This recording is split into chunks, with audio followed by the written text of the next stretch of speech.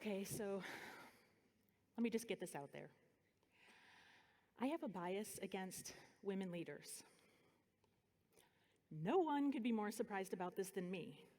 I'm a woman leader. And on top, I even work in human resources, which means it's kind of my job to be unbiased.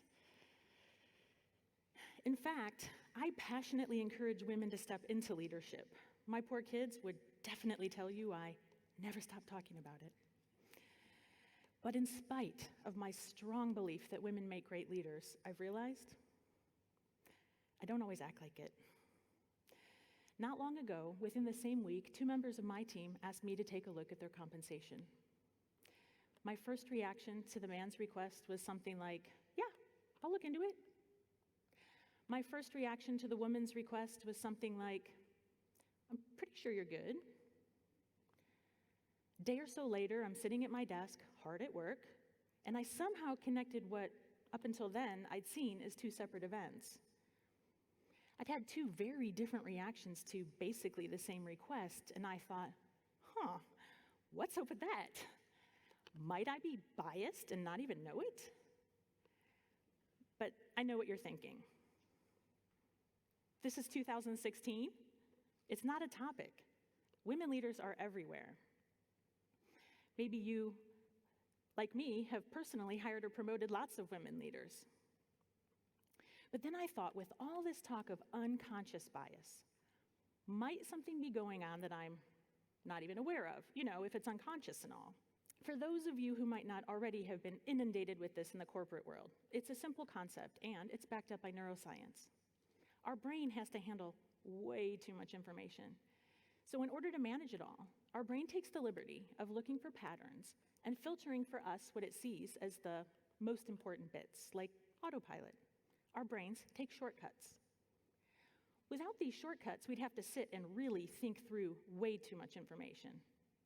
Imagine if every single time you had to think through everything from how to open doors to how to shake hands to how to sing happy birthday. But brain shortcuts do have a downside because they see patterns that are based on the cumulative effect of everything you've been exposed to throughout your life. Which means the whole thing is happening also in the back of our minds, which means we're not even aware that it's happening. This can cause us to behave in ways that are not true to who we want to be or how we feel we are, and we might not even know it.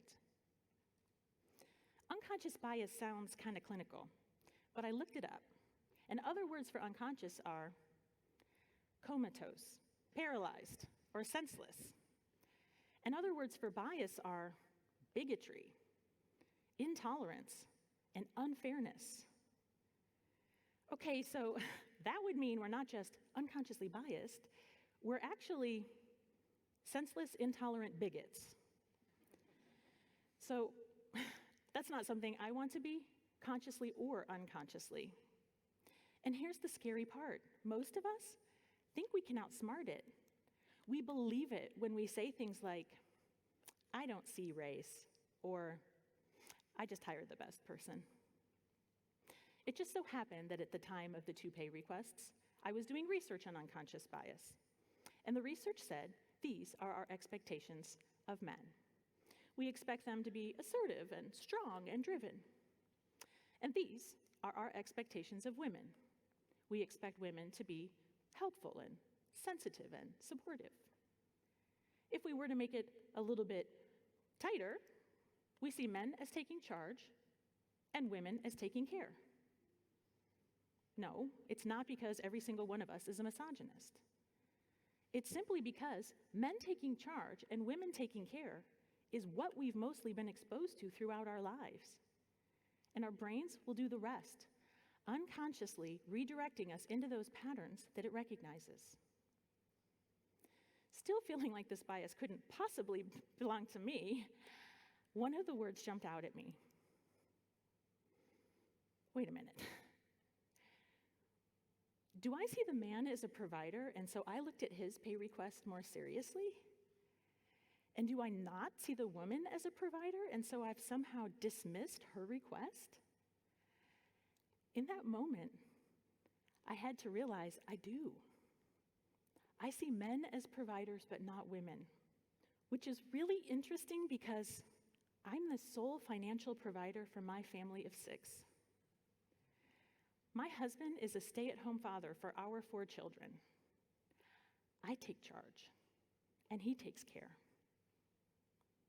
I'm the last person I could imagine who could ever have a bias against women leaders, and yet I had to realize I have a bias against women leaders.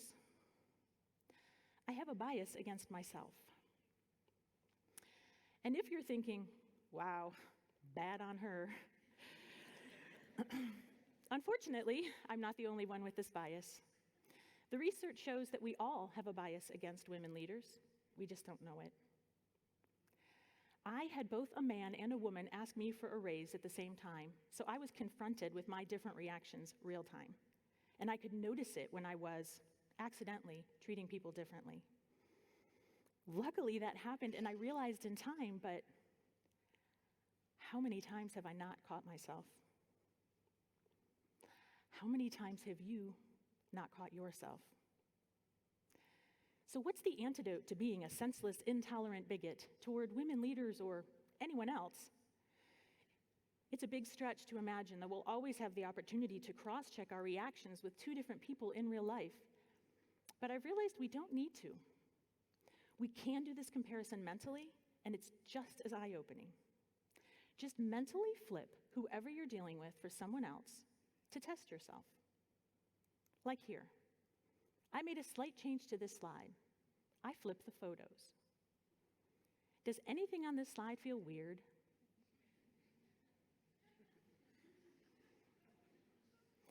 Flip it to test it. If it feels weird, you might want to check yourself. The more I tried it, the more I saw the value. In fact, there's this Twitter account that just flips the gender of things we commonly say, and suddenly they become funny. Being called a policewoman doesn't bother me at all because I know it covers both women and men. Andrew, policewoman, age 40. Or let's take my hometown baseball team of the Cleveland Indians. Flip it to test it. How would you feel to be up in the stands cheering for the Cleveland Caucasians? Now, maybe you're thinking, this doesn't happen to me. And maybe you're right. Maybe you are a superhuman person who manages to intercept those brain shortcuts at exactly the right moment to ensure you're behaving bias-free and consistently with your values and beliefs in all of your actions. It could very well be. But what have you got to lose to double-check yourself? If we all started to flip it to test it, we might just be surprised at how often we would choose to behave differently. Because what if you're missing an opportunity to see the world differently? Thank you.